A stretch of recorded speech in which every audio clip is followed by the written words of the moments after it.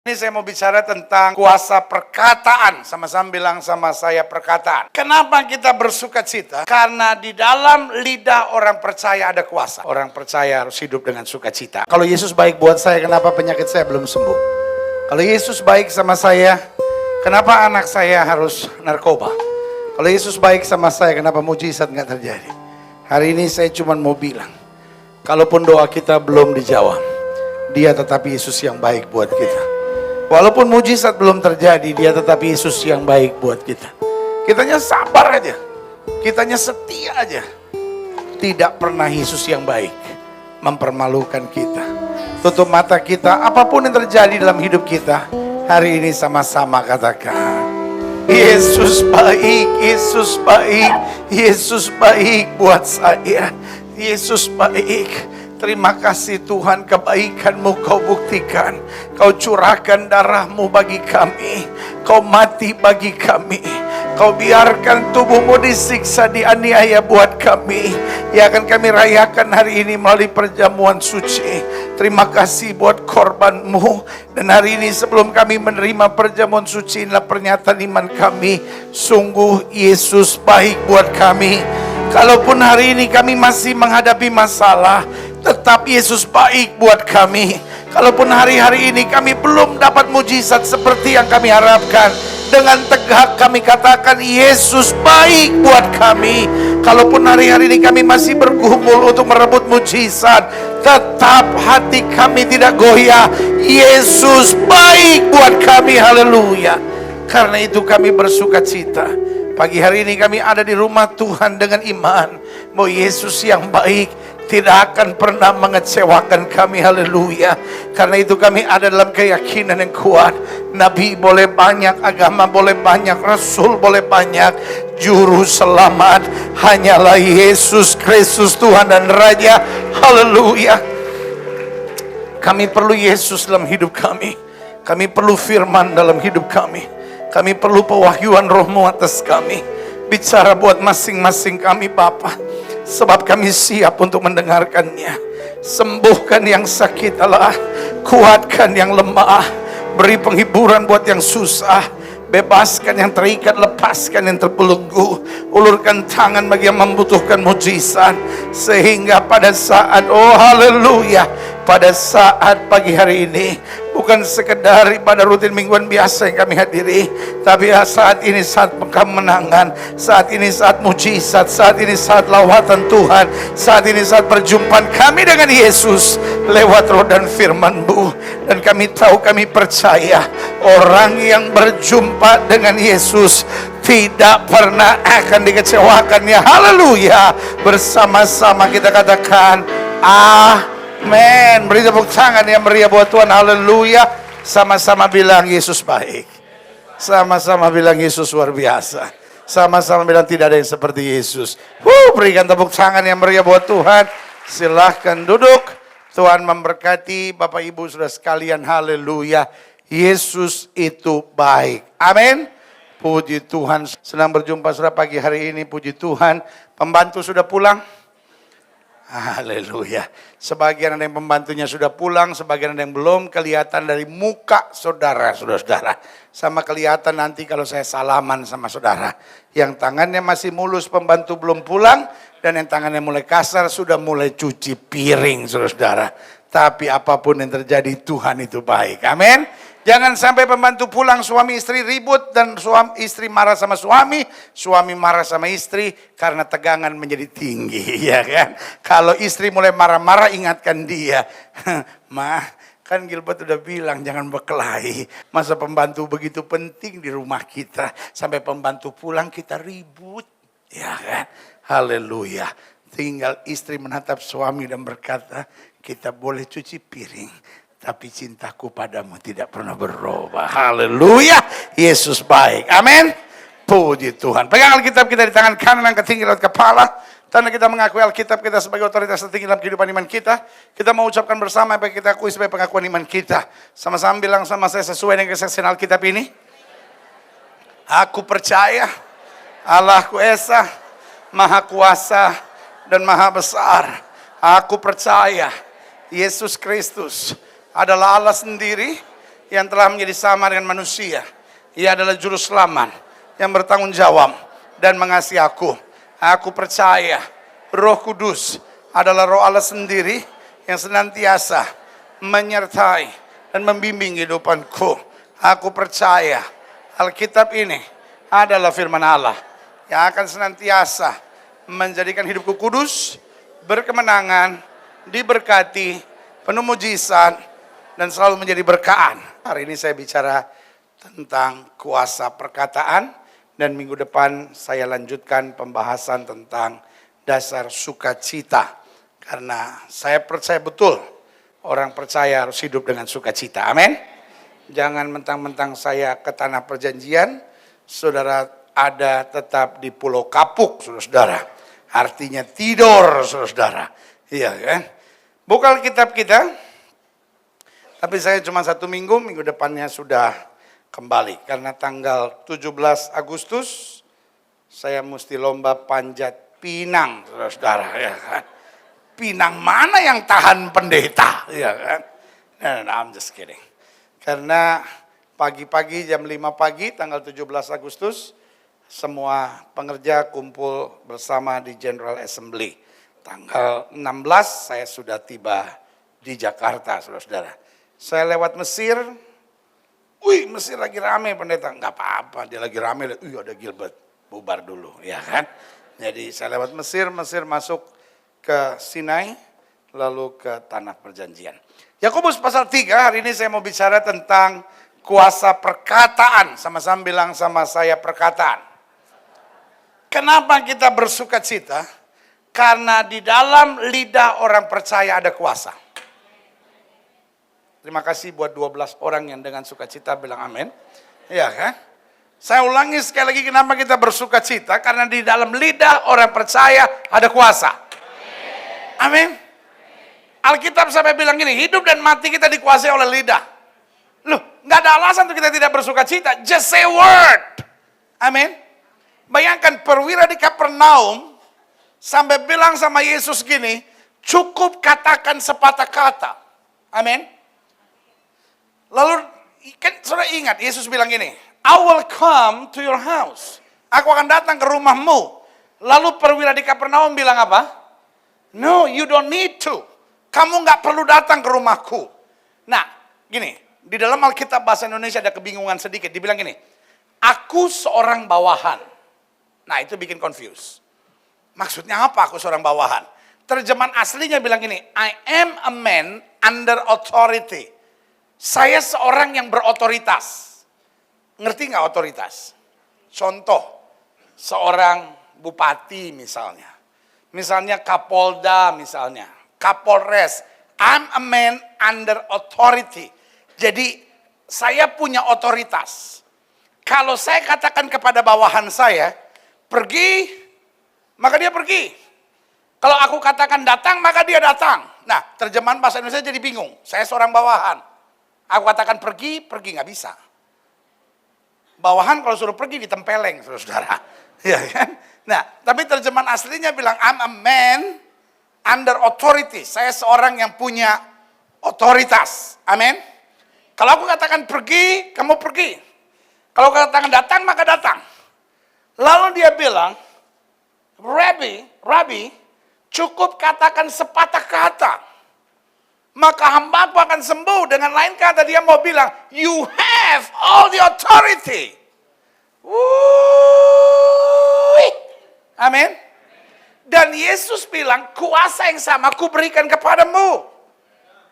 Amin. Nah, itu sebabnya the same power in your mouth. Ada kuasa yang sama di dalam mulut kita. Sama-sama bilang sama saya, ada kuasa. Amin. Nah, ngapain kita bersungut-sungut? Setiap kali kita bilang mau mati, gue mau mati. Ya mati bener. Setiap kali kita bilang susah dan nggak ada jalan. Berat hidup saya harus istri yang sengsara, punya suami kayak dia. Ya itu yang terjadi hari-hari, amin. Nah, setan mau kita hidup dengan our feelings. Setan mau kita hidup dengan perasaan.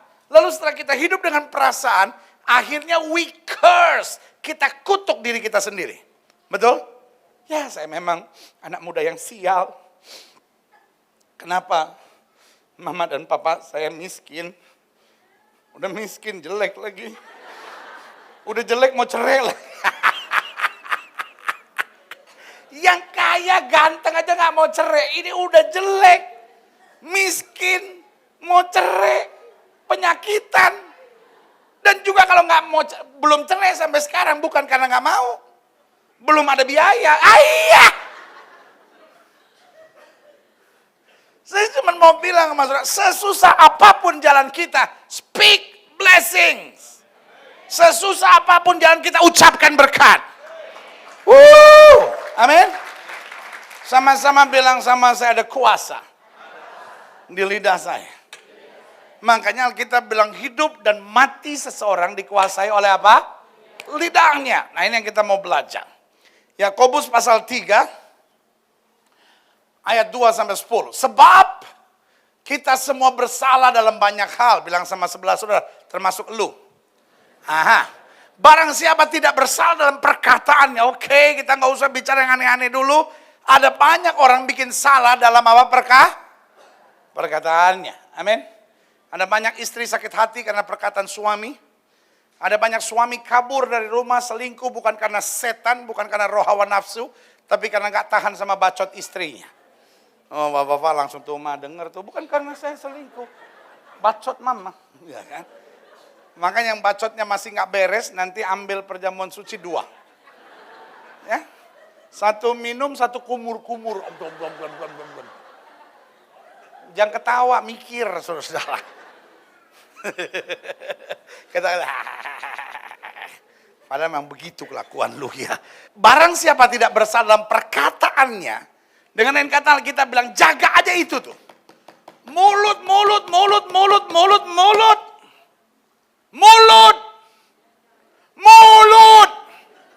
Ya kan? Ia adalah apa? Orang sempurna yang dapat juga mengendalikan apa? Seluruh tubuhnya. Ya kan? Kemarin saya dapat dari teman saya. Saya juga kaget. Guidance untuk worship leader.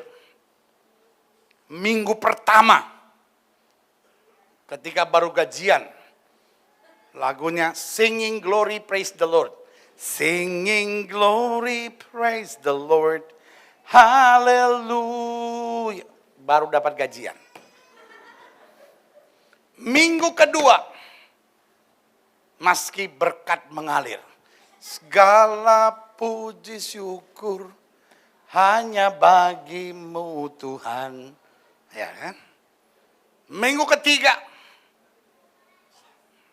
udah mulai berkat kurang, ya kan? Lagunya ganti lagi, mataku tertuju padamu. Ya.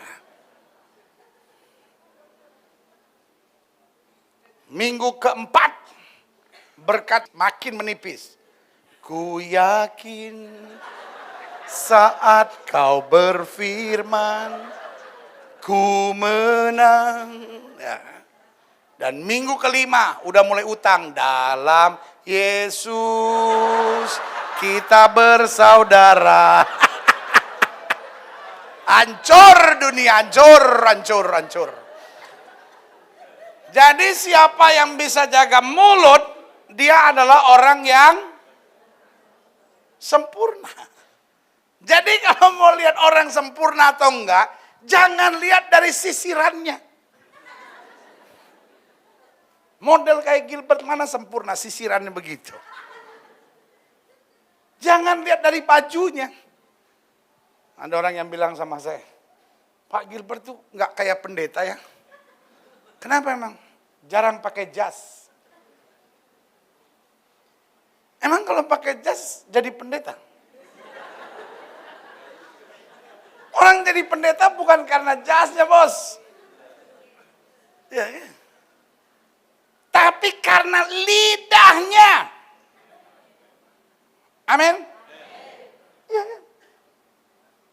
Walaupun saudara ibu rumah tangga, walaupun saudara dosen, Walaupun saudara karyawan, walaupun saudara pedagang, walaupun saudara pengusaha. Kalau lidah saudara menceritakan kemuliaan Allah, saya beri nama engkau hamba Tuhan. Tapi walaupun kau pendeta, kerjaannya ngutukin orang, kerjaannya jahatin orang, kerjaannya maki orang, kerjaan nyumpain orang. Apa bedanya saudara sama Hercules? Yang baru keluar ditangkap lagi, kasih. Ya Hercules. Jadi Gatot Kaca lama-lama itu. Aduh Tuhan Yesus. Hari ini saya cuma mau bilang sama saudara. Alkitab ukuran kesempurnaan mulai dari apa? Perkataan. Makanya ayat 3 bilang apa? Kita mengenakan kekang pada mulut kuda. Sehingga ia menuruti kehendak kita, dengan jalan demikian kita dapat juga mengendalikan seluruh apa? Tubuhnya. Dan lihat saja kapal-kapal walaupun amat besar digerakkan oleh angin keras, namun dapat dikendalikan oleh apa? Kemudi yang amat kecil menurut kehendak apa? Jurumudi, ayat 5. Demikian juga lidah, walaupun satu anggota kecil dari tubuh, namun dapat apa? Memegangkan perkara-perkara yang besar. Lihatlah betapapun kecilnya api, ia dapat membakar apa? Hutan pun yang besar. Lidah pun adalah apa? Api. Ia merupakan satu dunia kejahatan dan mengambil tempat di antara anggota-anggota tubuh kita sebagai sesuatu yang dapat menodai seluruh tubuh dan menyalakan roda kehidupan kita, sedang ia sendiri dinyalakan oleh apa? Api neraka. Ayat 7. Semua jenis binatang liar, burung-burung, serta binatang-binatang menjala dan binatang-binatang laut dapat dijinakan dan telah dijinakan oleh apa? Terjemahan aslinya sebetulnya bilang bukan oleh sifat manusia, tapi oleh lidah manusia. Anjing kita suruh duduk, duduk dia. Iya kan? Anak kita suruh duduk, lari.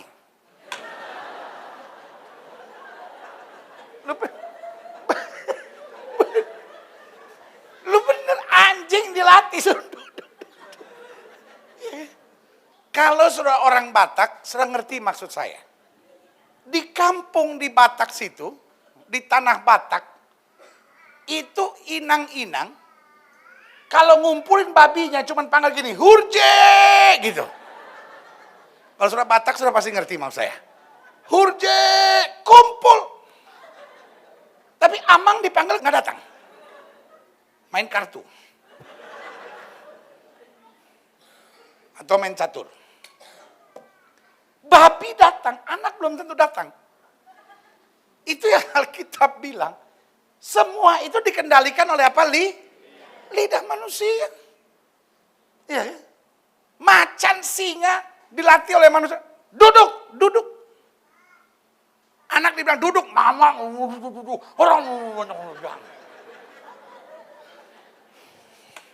Makanya orang di luar negeri kadang-kala di Eropa lebih mending piara anjing, saudara. Ayat 8. Tetapi tidak seorang pun yang berkuasa menjinakkan apa? Lidah. Ia adalah sesuatu yang apa? Buas, yang tak terkuasai dan penuh apa? Pulang dari sini, semua wanita, termasuk pria.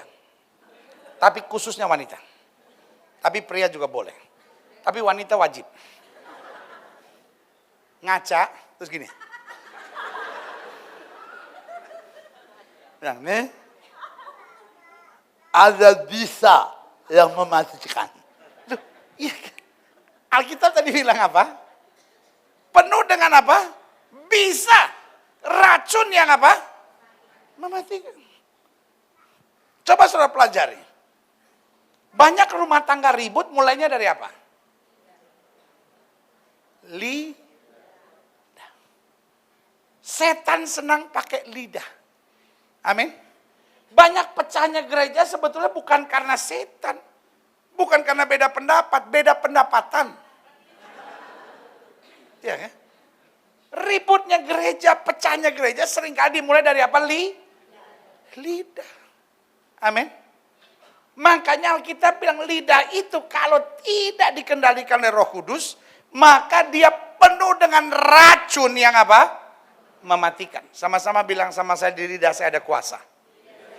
Bukan ada racun. Amin. Lihat selanjutnya. Dengan lidah kita memuji Tuhan, Bapa kita, dan dengan lidah kita mengutuk manusia, diciptakan menurut apa? Rupa Allah. Boleh begitu? Makanya selalu saya bilang, di gereja ini Saya tidak pernah menganjurkan saudara mengutuk siapapun. Karena ayat ini bilang apa? Dengan lidah kita memuji Tuhan Bapa kita dan dengan lidah kita mengutuk manusia yang diciptakan menurut rupa Allah. Dari mulut yang satu keluar berkat dan dari mulut itu juga keluar kutuk. Hal ini saudara-saudaraku, Alkitab bilang apa? Tidak boleh. Taruh tangan kanan saudara di mulut saudara. Bilang dari mulut ini tidak boleh keluar kutuk. Dari mulut ini hanya boleh keluar berkat. Berikan tepuk tangan yang meriah buat Tuhan. Amin. Amin. Sekarang saudara lihat Amsal. Amsal 18 ayat 21. Hidup dan mati apa? Dikuasai lidah. Siapa suka menggemakannya. Sama-sama bilang sama saya menggemakannya. Akan memakan apa? Apa sih artinya siapa suka menggemakannya? Halo?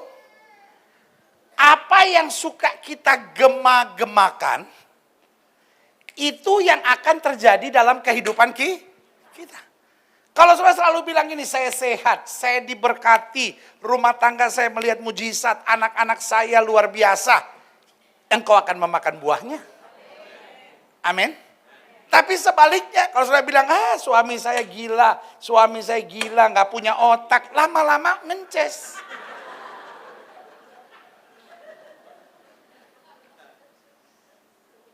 Siapa yang tetap percaya bahwa firman Tuhan benar? Amin. Saya nggak mau tahu masuk logika atau tidak masuk logika. Tapi kalau Alkitab bilang begini, you better believe in it. Amin. Iya kan? Kalau setiap kali kita bilang, saya memang perempuan sial, saya memang istri yang nggak karu-karuan, saya memang wanita gagal dalam hidup ini, ya itu yang terjadi. Tapi meskipun sudah gagal, sudah bilang aku percaya kalau Tuhan izinkan kegagalan ini, pasti ada maksud Tuhan untuk sebuah kebaikan, itu yang akan terjadi. Amin. Sudah sakit tiap kali, sudah bilang saya sudah disembuhkan oleh bilur Yesus, saya sudah diberkati. Makanya hari ini waktu sudah terima perjamuan suci, ini sebagai proklamasi. Mulai hari ini change your word. Mulai hari ini robah perkataan saudara dan saudara merubah hidup saudara. Sama-sama bilang sama saya, kalau saya merubah perkataan saya merubah hidup saya. Amin. Saya tidak mau dengar lagi jemaat di sini bicaranya negatif terus. Iya kan? Saya mau lihat jemaat yang olehnya Tuhan percayakan untuk saya gembalakan, kata-katanya penuh berkat. Hidup dan mati seseorang dikuasai oleh apa? Bukan oleh nasibnya. Bukan oleh dompetnya. Bukan oleh mertuanya. Amin. Dengar mertua babadiang. Hidup dan mati seseorang tidak dikuasai oleh mertuanya. Saya sih nggak bisa bahagia pendeta. Selama mertua saya hidup pendeta. Dia tuh selalu cari kesalahan saya. Memang dia nggak pernah suka saya menikah sama anaknya itu. Mungkin kalau mertua saya udah mati baru hidup saya bahagia. Hidup dan mati seseorang tidak dikuasai oleh mertuanya. Ini pasti yang amin-amin menantu. Mertua begini. Gilbert aneh-aneh aja. Kok bicara lidah bisa sampai ke mertua-mertua? Apa hubungannya? Roh Kudus yang tuntun. Lu kalau beradu ngomongan pendeta gak mungkin menang, gua kasih tahu aja. Istri yang paling sengsara itu dua. Satu istri pendeta, dua istri pengacara. Tidak pernah bisa bantah, kalah ngomong. Iya, benar. Istri yang paling pokoknya adik-adik muda yang belum menikah, ada dua yang jangan saudara pilih dalam hidup saudara. Satu pendeta, satu pengacara. Iya kan? Saudara mau ngomong apa aja pasti kalah ngomong. Setiap saudara ngomong, tahu sendiri pengacara. Sesuai dengan pasal begini, ya kan? Kalau pendeta, sesuai dengan firman. Ya kan? Akhirnya saudara yang salah juga, ya kan? Dia yang salah, dia yang tumpang tangan. Dalam nama Yesus, roh kepahitan, kebencian aku tolak. Ya kan? Darah Yesus, ya kan? Saudaraku yang kekasih. Jadi saya mau ingatkan, ya kan? Alkitab bilang apa? Hidup dan mati seseorang dikuasai oleh mertuanya. No! Hidup dan mati seseorang dikuasai oleh apa? Lidah. Jangan salahkan siapa-siapa kalau sudah menderita. Artinya, lidah saudara terlalu banyak mengutuk. Klik selanjutnya. Amsal 25 ayat 11. Perkataan yang diucapkan tepat pada waktunya adalah seperti buah apel emas di pinggan perak. Artinya kalau kita mampu mengendalikan perkataan kita dengan baik, hidup kita hidup yang kelimpahan. Apel emas di pinggan perak. Haleluya. Nah, satu ayat penting lagi saya mau saudara pelajari. Markus 11 ayat 23. Markus 11 ayat 23. Aku berkata kepadamu, sesungguhnya barang siapa berkata kepada gunung ini beranjaklah dan tercampaklah ke dalam laut, asal tidak bimbang hatinya tetapi percaya. Sama-sama bilang sama saya, asal tidak bimbang tetapi percaya bahwa apa yang dikatakannya itu akan terjadi. Sama-sama kita baca 1, 2, 3. Maka hal itu akan, siapa yang percaya firman Tuhan benar? Amin. Alkitab bilang kalau kamu ngomong, kamu ulang, kamu yakini, itu akan terjadi. Amin. Berarti dari seluruh ayat firman Tuhan ini tidak bertentang, semua mendukung. Bahwa ada kuasa di balik perkataan. Kenapa orang benar tidak punya alasan untuk bersungut-sungut? Kenapa orang benar tidak punya alasan untuk tidak bersuka cita? Karena Tuhan sudah beri kuasa di perkataan kita. Amin. Sama-sama bilang kalau saya sengsara, saya bodoh sendiri. Sama-sama bilang kalau saya sengsara, saya bodoh sendiri. Saya punya kuasa kok di perkataan saya. Ngapain saya sengsara, ngapain saya bersungut-sungut, ngapain saya nikmati apa yang setan tawarkan buat saya. Sekarang saya lawan. Setan boleh bawa saya kemanapun. Tapi saya akan tegak berdiri dan berkata, Allahku memberkatiku. Allahku menyediakan yang terbaik. Allahku memberkati aku. Allahku membuat aku tidak kekurangan. Berikan tepuk tangan. Amin. Makanya saya pelajari begini, klik. Tanpa disadari, perkataan seseorang akan sangat menentukan apa? Sukacitanya. Iya kan? Perkataan saudara, kalau saudara bangun pagi dan bilang susah, ya sepanjang hari itu susah. Saudara bangun pagi dan bilang Tuhan beserta kita, iya kan? Ada banyak rumah tangga bangun pagi udah berkelahi. Karena istri punya kebiasaan kalau bangun pagi, yang dia pikirin masalah. Aduh nanti gimana, nanti gimana, nanti gimana. Kalau begini, aduh nanti gimana. Langsung ya kan? Suami juga begitu, oh tanggung jawab saya begini, tanggung jawab saya begini. Jadi pagi hari seringkali itu masa konflik.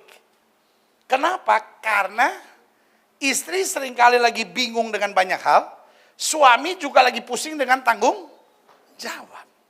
Nah hari ini saya mau bilang buat saudara, bangun pagi, biasakan, ucapkan firman. Sama-sama bilang setiap pagi, saya harus ucapkan firman.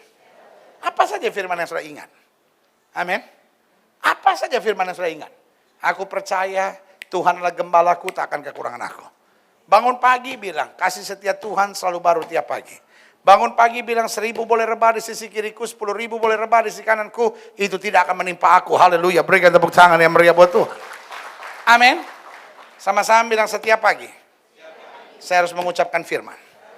Kalau saudara bangun pagi dan ucapkan firman, itu kekuatan buat kita. Klik.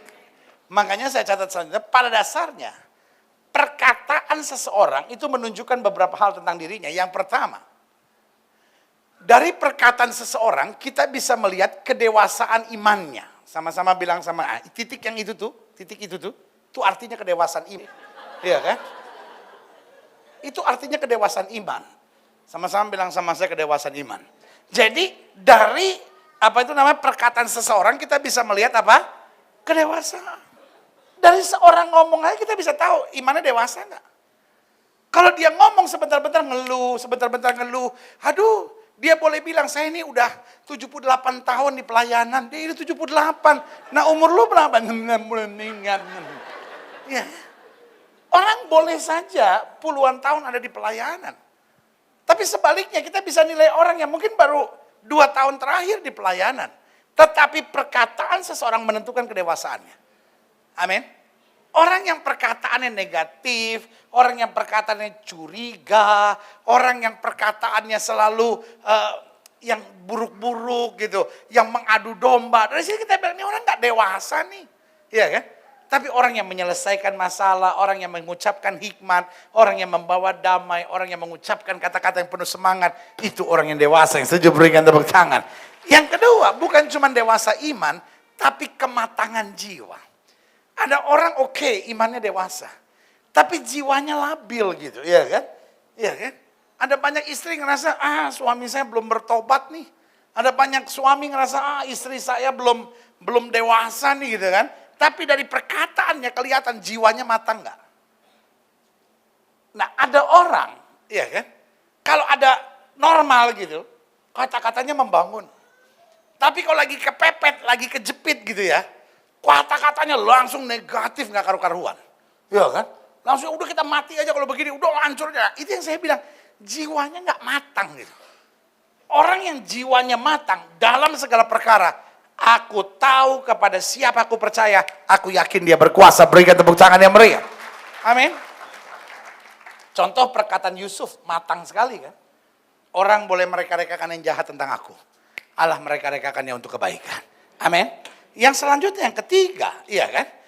Perkataan seseorang itu menunjukkan kedekatannya pada Tuhan. Amin. Kalau kita mau lihat dekatnya seseorang sama Tuhan atau tidak, lihat perkataannya. Kalau perkataannya sebentar-bentar firman, ya kan? Kita tahu bahwa orang ini baca Alkitab ini. Ya kan? Ada banyak orang aktif di gereja. Tapi perkataannya bukan perkataan firman. Ya kan? Perkataannya justru, ya kan kita sebagai orang Aries ya, menghadapi orang Virgo, la ilaha illallah, masya Allah, subhanallah, di bulan suci Ramadan ini, jangan baca-baca apa kata bintang, la ilah, gimana sih, ya, masa kita orang Kristen masih sibuk sama, ya kita sebagai orang Aries ya, kan istri saya ini Cancer pendeta, ya Cancer, ya mau diapain? Habis gimana ya pendeta? Saya ini kan orang Taurus pendeta. Nah sementara suami saya Sagittarius pendeta. Sakit gigi karena tak terurus. Iya kan? Ngaco gak sih lu begitu? Di gereja ini kita gak percaya begitu-begituan ya. Kita gak percaya itu Virgo lah, Sagittarius lah, Gemini lah. Kalau mau bicara bintang nih, saya nih sama Yesus satu bintang. Kalau mau bicara bintang gak sombong loh. Yesus tanggal 25, saya 26. Jangan bicara-bicara bintang, saya satu bintang sama Yesus. Iya kan, jangan macem-macem deh, iya kan. Bintang Bethlehem kita. Orang tanya sama saya, kenapa lahir tanggal 26 Desember? Saya bilang, saya mestinya lahir 1 Januari.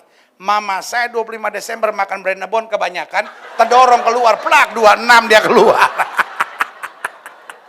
Satu bintang sama Tuhan Yesus. Jangan macam-macam saudara-saudara ya kan. Udahlah jangan aneh-aneh lah. Kita nggak usah ngomong-ngomong bintang. Amin. Iya kan. Kita cuma percaya di balik perkataan orang percaya selalu ada kuasa. Yang setuju berikan tepuk tangan. Jadi kedekatan seseorang sama Tuhan akan terlihat lewat apa? Perkataannya. Selanjutnya lewat perkataan seseorang akan kelihatan apa? Ketulusan hidupnya. Saya khawatir bangsa ini cuman sedang kehilangan orang tulus. Amin. Iya kan? Rusaknya bangsa ini, cielah ini orang politik nih kalau ngomong nih. Ya kan? Nanti baca aja konvensi Demokrat. Ada nama saya tuh di situ. Mau jadi calon presiden. Presiden GBI Jemaat Glow Fellowship Center. Habis ada orang nawarin saya jadi caleg. Iya. Sakit jiwa apa tuh orang? Dia bilang gini, pendeta ini punya potensi besar untuk menjadi legislatif. Saya kan kalau begitu langsung gini, terus kami mau minta pendeta menjadi calon legislatif. Saya bilang, terima kasih. Maaf sekali Pak, saya bangga sekali jadi pendeta. Dari 30 tahun, saya jadi pendeta. Sampai sekarang belum berubah. Caleg 5 tahun, habis itu KPK.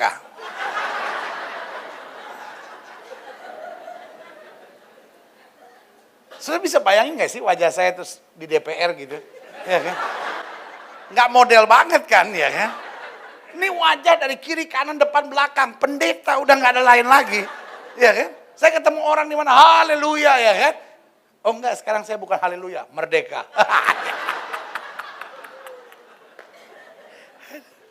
Bangsa ini rusak bukan karena kurangnya orang pinter.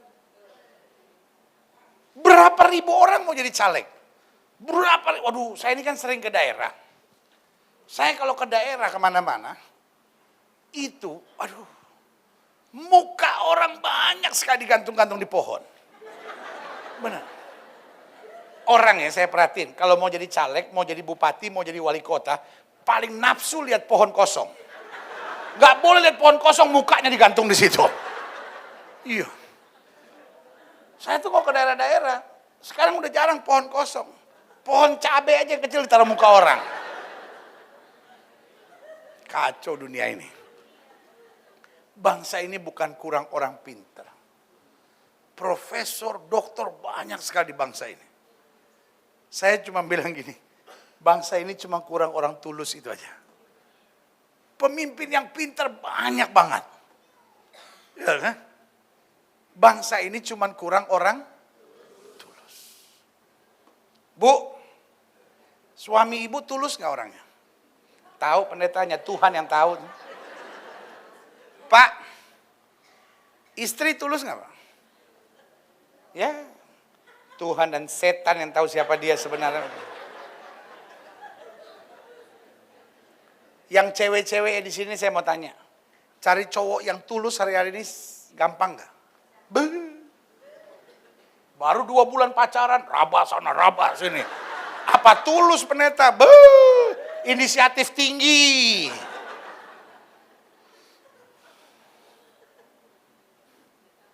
Cowok-cowok yang ada di sini, cari cewek tulus hari-hari ini gampang nggak?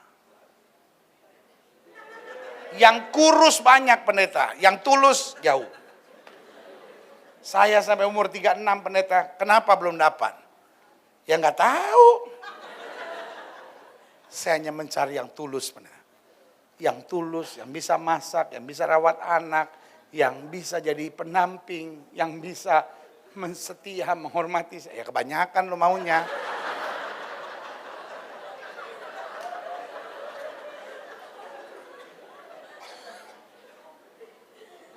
Kalau mau lihat ketulusan seseorang, lihat dari perkataannya. Amin. Selanjutnya, ya kan? Perkataan seseorang menunjukkan apa? Kebersihan hati. Untuk sementara orang bisa punya kalimat yang muter-muter, tapi ketika kita bergaul kita bisa tahu. Orang yang bersih hatinya, karena Yesus bilang apa? Apa yang dari dalam terpancar keluar. Haleluya. Klik. Nah, kuasa perkataan. Perkataan yang benar, saya pelajari di sini, ya kan? Apa? Menyelesaikan masalah dan memperdamaikan. Jadi, kuasa perkataan yang pertama, perkataan yang berkuasa, perkataan yang benar, perkataan yang mengandung kemuliaan Tuhan, itu menyelesaikan masalah dan apa? Memperdamaikan. Bu, sederhana aja. Kalau perkataan saudara mengakibatkan keributan, baik terhadap suami, terhadap mertua, terhadap anak-anak, jangan debat bu, cabut perkataan itu. Amin. Banyak orang kan gitu, perkataannya bikin rusuh nih. Dia nggak mau cabut, dia mau putar membenarkan bahwa perkataan itu benar. Ini repot. Pak, ini kan gini. Kamu tuh gimana sih curiga? Ya nggak bisa. Loh, siapa yang memulai? Halo, perkataan kita harus apa? Mendamaikan. Harus menyelesaikan masalah. Amin. Ya tapi kan dia salah. Loh, salah juga tidak harus bikin ribut kan? Amin. Menegur juga harus dengan hikmat. Mulai hari ini, janji sama Tuhan dan janji sama diri sendiri. Perkataan saya nggak boleh bikin ribut. Perkataan saya nggak boleh bikin rusuh. Kalaupun saya harus menegur, kalaupun saya harus menyatakan kesalahan, saya tetap menyelesaikan masalah dan membawa damai yang sejuk. Berikan tepuk tangan yang meriah. Yang kedua, perkataan yang benar menuntun pada apa? Pertobatan. Jadi bukan berarti karena perkataan harus kita jaga, lalu kemudian kita nggak boleh negur orang. Enggak. Tetapi tetap negurnya dengan kasih, negurnya dengan hikmat, negurnya dengan wibawa sorga. Sehingga bukan hanya membongkar kesalahan orang, bukan hanya mempermalukan orang, tetapi menuntun pada pertobatan. Tugas kita kan bukan untuk menyatakan kesalahan orang. Tugas kita untuk menuntun pada pertobatan. Klik yang ketiga. Perkataan yang benar membangunkan semangat yang positif. Bu, jangan put your husband down. Jangan buat anak-anak saudara, menantu saudara down. Tetapi bring peace, bawa damai, bawa semangat. Sama-sama bilang sama saya semangat. Suami pulang capek. Lu kenapa sih kayak orang udah mau mati? Ya. Enggak heran jam 2 pagi langsung stroke.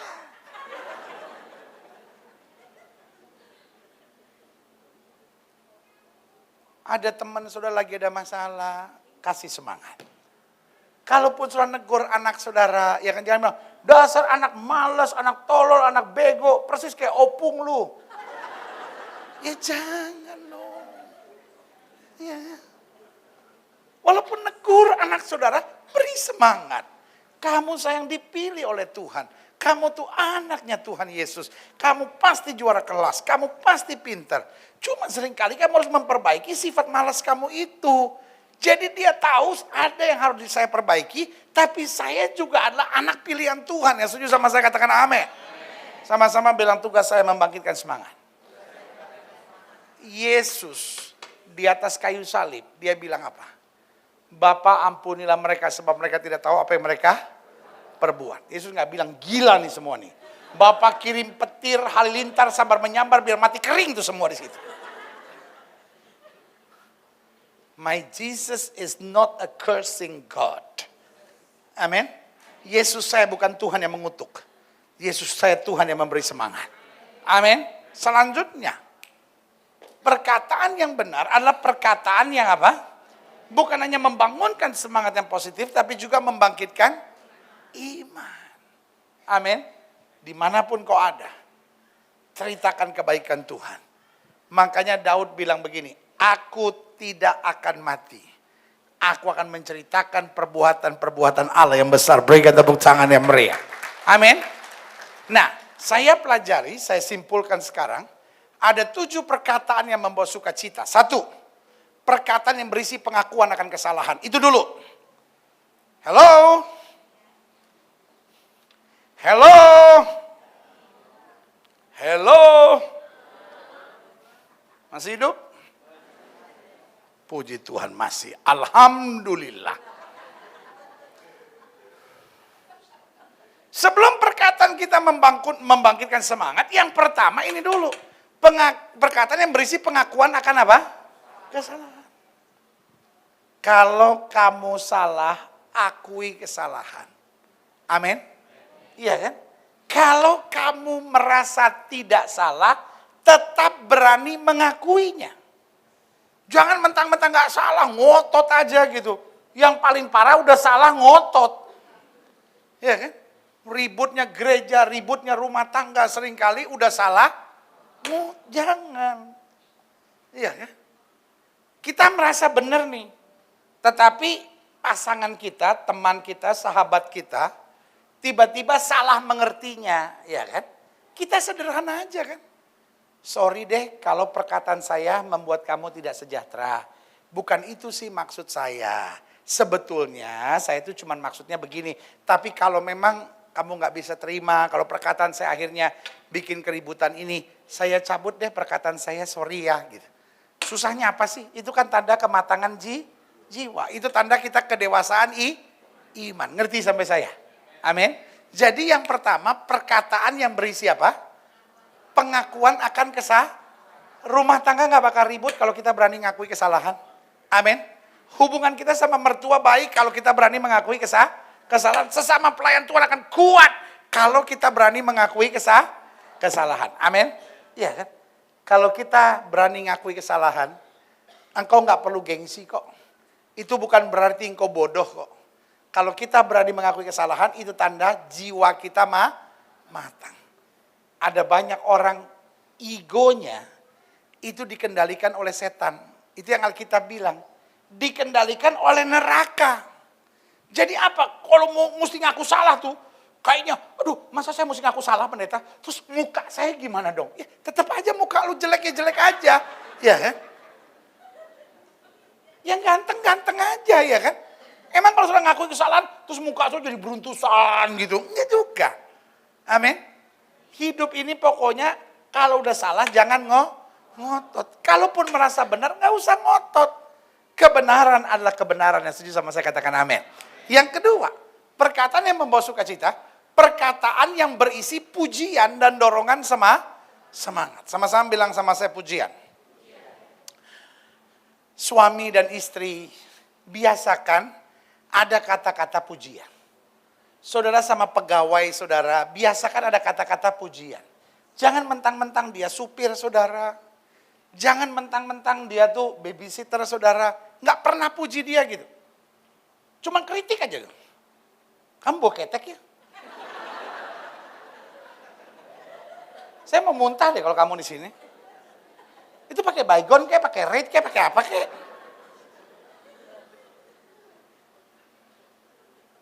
Kamu nggak mandi ya? Kok hitam gitu? Dikerik dong.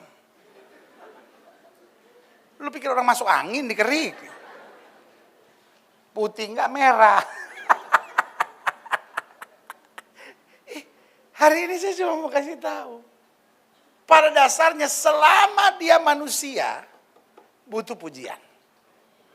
Kita anjing yang kita puji.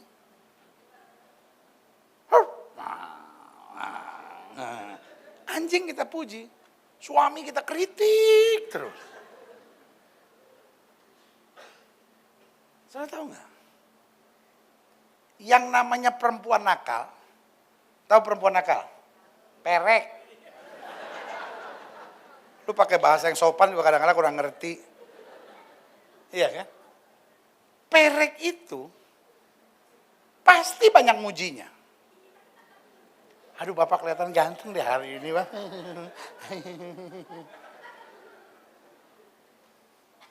Nah kalau suami udah biasa dipuji, dengar begini, jijik. Tapi kalau nggak biasa dipuji, ya kucing aja puji dia, bapak ganteng.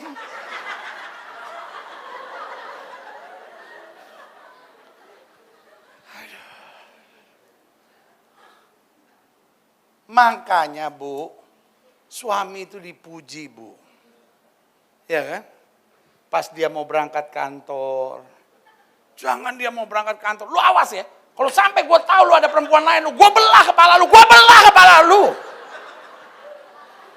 Suami berangkat kantor tertindih dengan beban berat.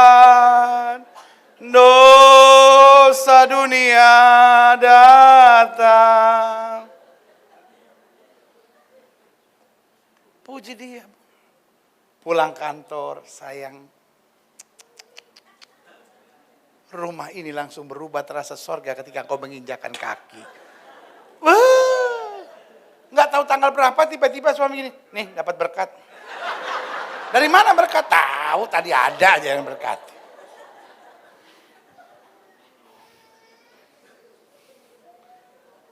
Tapi kalau sudah kritik terus, udah tanggal 1 istri tanya, belum gajian? Belum, habis, bon. Hilang tadi duit, tahu kemana, jatuh kali.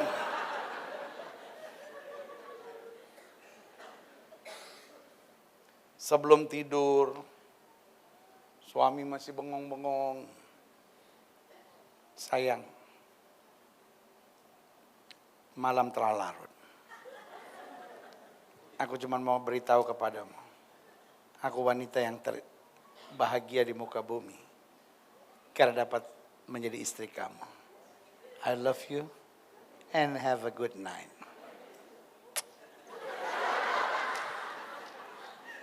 Malam itu suami tidur, ngoroknya pun enak.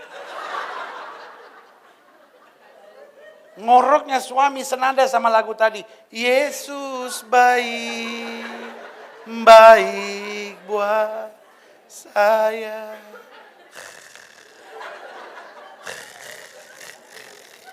Enak. Enak. Tapi suami, awas ya. Besok utang-utang kalau kamu gak lunasin, pisah aja kita. Buat apa saya jadi istri menderita terus? Wih, itu suami ngorok ya.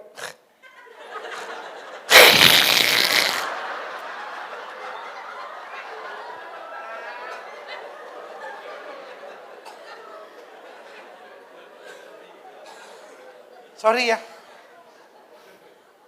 Orang kalau masih pacaran, aduh, kuku lah dipuji.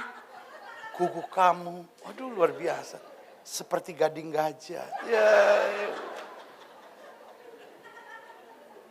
Alis kamu, seperti semut yang berjajar. Betis kamu, semua dipuji. Sampai dia punya ketombe. Ketombe kamu lebih putih dari yang lain. Seputih salju. Yaelah, ketombe bos. Mas bro. Ketombe mas bro. Sayang, ada apa ini putih-putih di rambut kamu? Seperti salju turun di Gunung Libanon. Iya, Mama Mia entret. Aduh.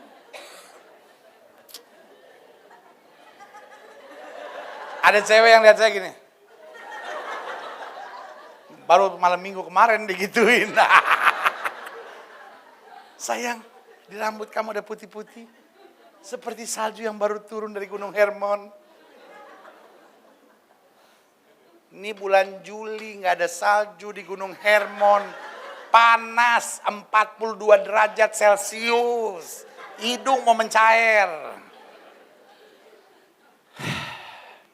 Tapi kalau udah kawin, nggak ada yang dipuji lagi. Iya kan? Suami juga gitu.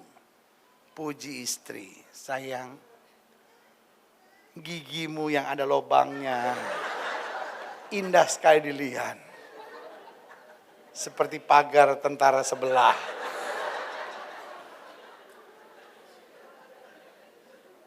Ya. Pagi-pagi bangun, puji istri. Sayang, mendapatkan kamu seperti mendapatkan sorga. Istri jam 5 pagi udah sasak rambut. Mau ada pesta apa sayang? Tidak. Menyambut kamu sayang.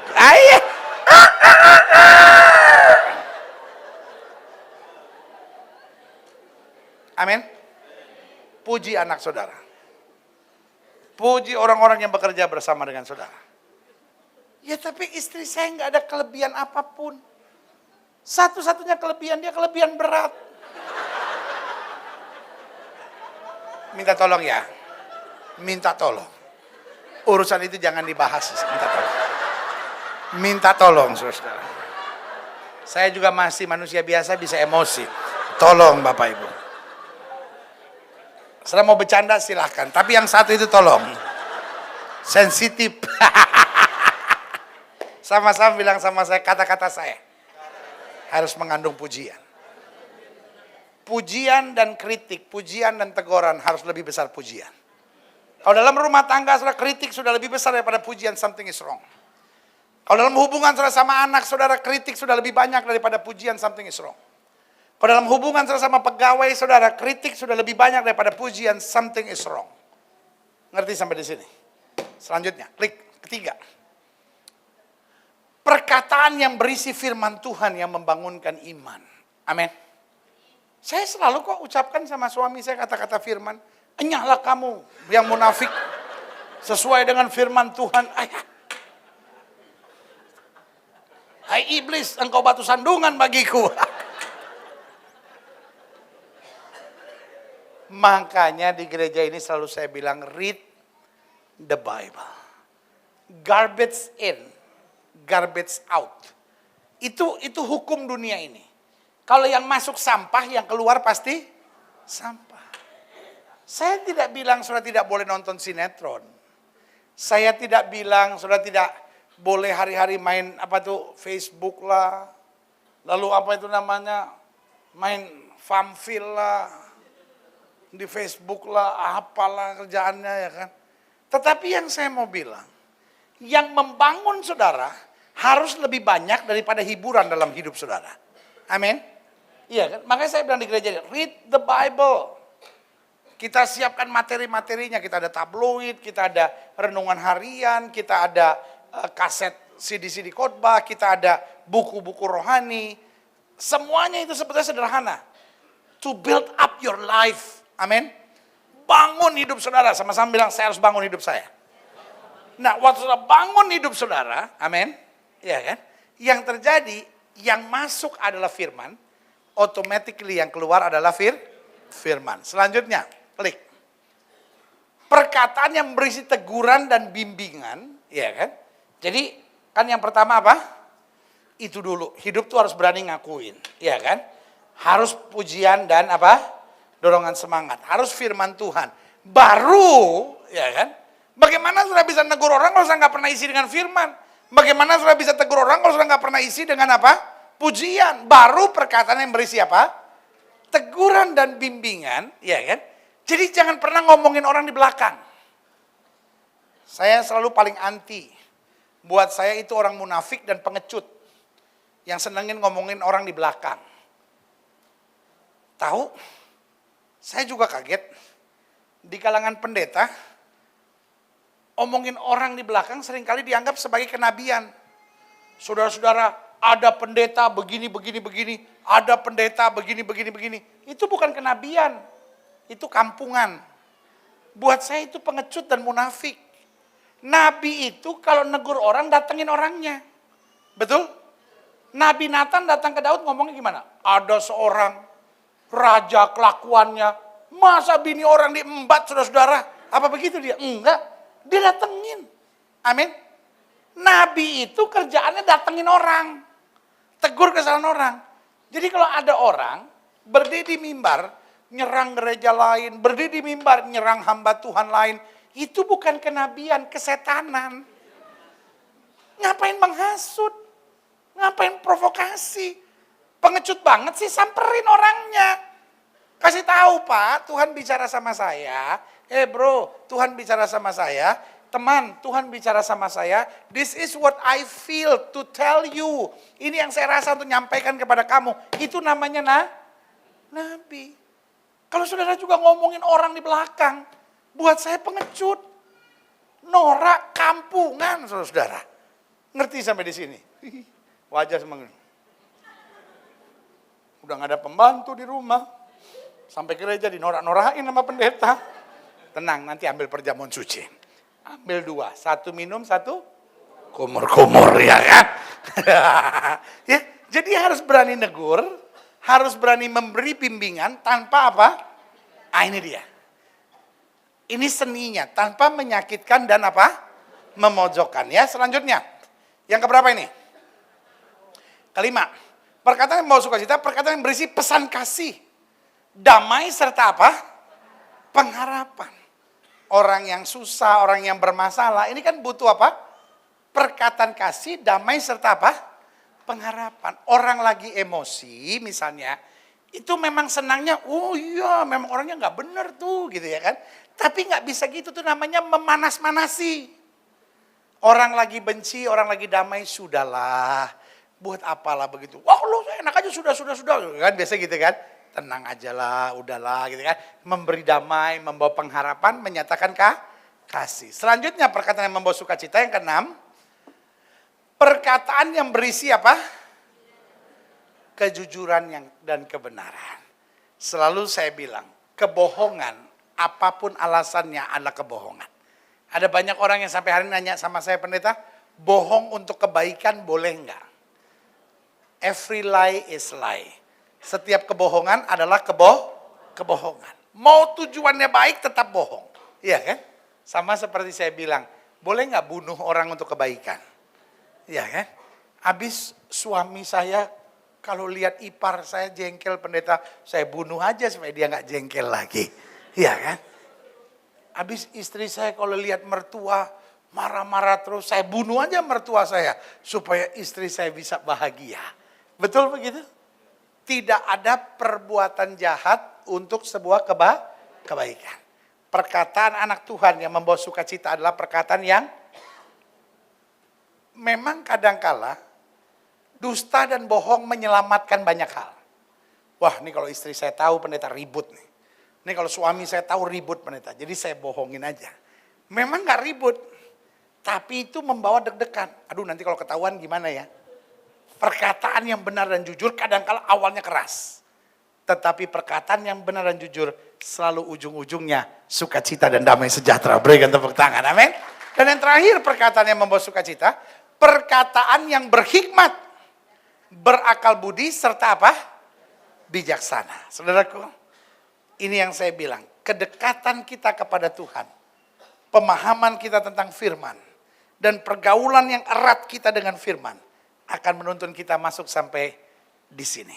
Perkataan yang berhikmat, berakal budi, serta apa? Bijaksana. Hari ini saya harus tekankan lagi, hidup dan mati seseorang dikuasai oleh lidahnya. Amin. Kita bukan orang-orang sengsara. Sama-sama bilang, saya bukan orang susah. Saya bukan orang sengsara. Saya orang berbahagia. Apa dasar sukacita kita? Ingat, perkataan kita penuh kuasa. Amin. Apapun yang kita katakan, jika kita tidak bimbang tapi percaya, itu akan terjadi. Berikan tepuk tangan yang meriah. Roh Kudus mengajar kita hal sederhana. Waktu kita menerima tubuh dan darah Kristus, hari ini kita diingatkan. Belajar punya perkataan yang membangun. Belajar punya perkataan yang membawa berkat. Belajar punya perkataan yang berisi pujian. Belajar memiliki kata-kata yang berhikmat, berakal budi dan bijaksana. Kadangkala betul kita cinta Yesus, tapi kita nggak jaga perkataan kita. Kadangkala betul kita mengasihi Yesus, betul kita melayani Tuhan, tapi mulut kita masih mulut orang-orang yang belum bertobat. Kalau kita lagi emosi, kita kepepet, kita kejepit, kita sedih, mulut kita nggak menunjukkan kita anak Tuhan Yesus. Jika itu doamu, taruh tangan kananmu di dada.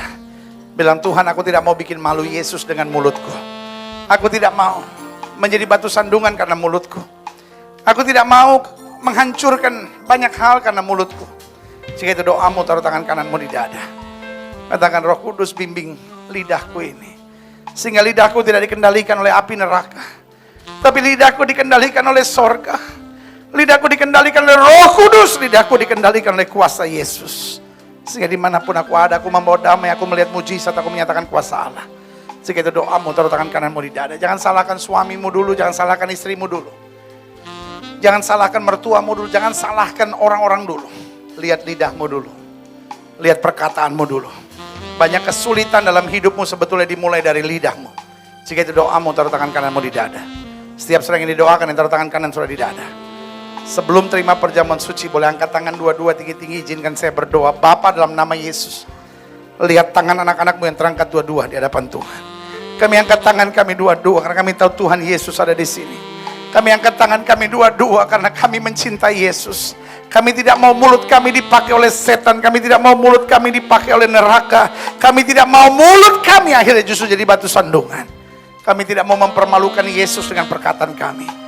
Bapak, lihat tangan-tangan yang terangkat. Bapak hamba berdoa di dalam nama Yesus.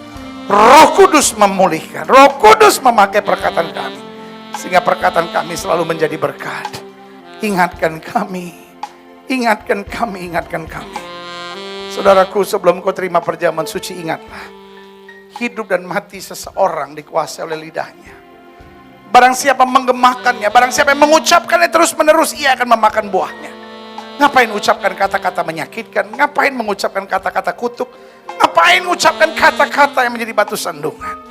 Tapi biarlah mulai hari ini ucapkan kata-kata berkat, kata-kata firman, kata-kata yang memberi semangat, kata-kata yang memberi kekuatan.